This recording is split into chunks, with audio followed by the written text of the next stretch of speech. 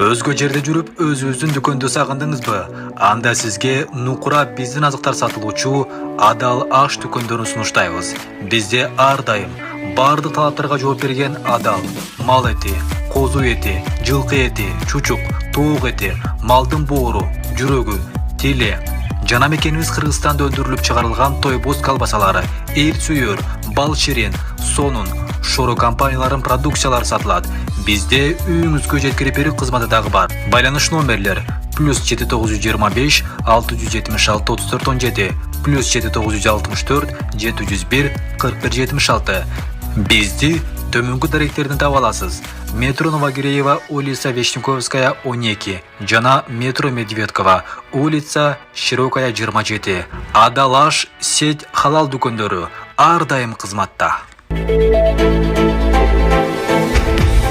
Бишкекте активисттердин кармалышы. Ички иштер министрлиги билдирүү таратты.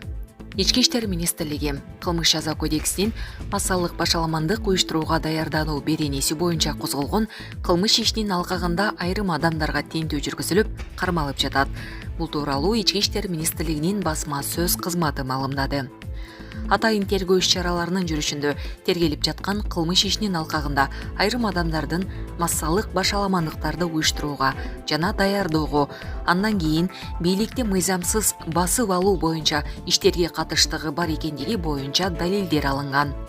Кылмыш иши боюнча шектөөлөр жашаган даректерде тинтөө жүргүзүлүп, жазык процессуалдык кодекстин 98 беренесине ылайык кармоо иштери жүргүзүлүүдө деп билдиришти Ички иштер министрлигинен. Тергөөнүн жыйынтыгы боюнча кошумча маалымат берилет. Эскерте кетсек, бүгүн Бишкекте бир нече активист кармалгандыгы айтылган.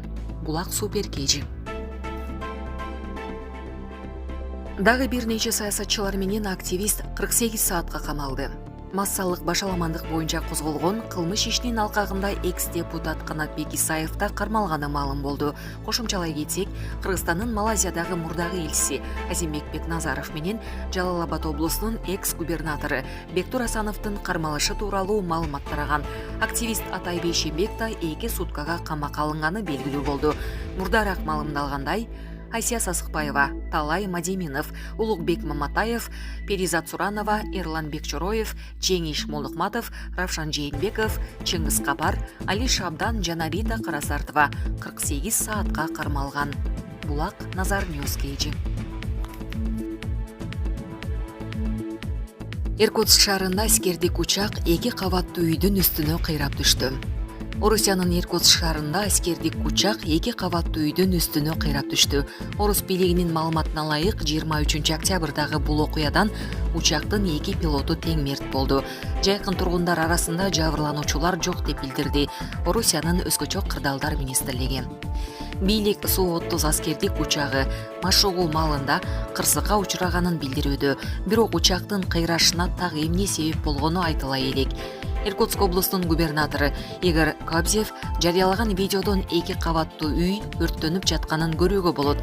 Бир нече күн мурда Орусиянын Краснодар крайындагы Эйс шаарында турак жайга Су-34 аскердик учагы кулап түшкөн. Андан 15 киши каза таап, 19 жаракат алган. Иркутск шаарындагы соңку окуя боюнча Орусиянын тергөө комитети кылмыш ишин козгогону белгилүү болду. Булак Азаттык. Орусия Украинанын энергетикалык объектилерине кайрадан сокку урду. Орусиянын армиясы соңку суткада Украинанын энергетикалык инфратүзүмүн көздөй кеминде канаттуу 36 ракета атты. Украин тараптын абадан коргонуу күчтөрү анын 18-ин бутага жеткирбей түшүрдү. Калган ракеталар бир топ объектилерди талкалап кетти.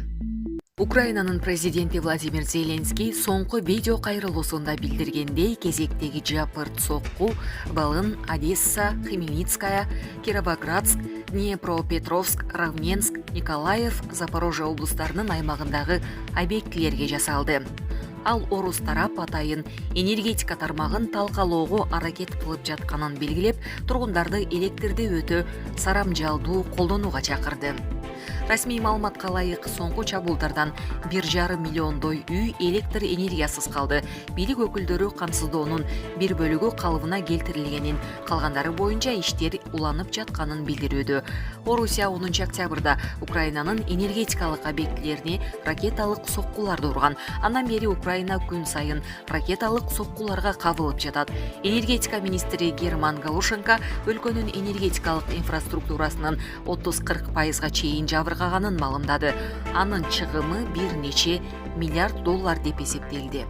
Булак Азаттык.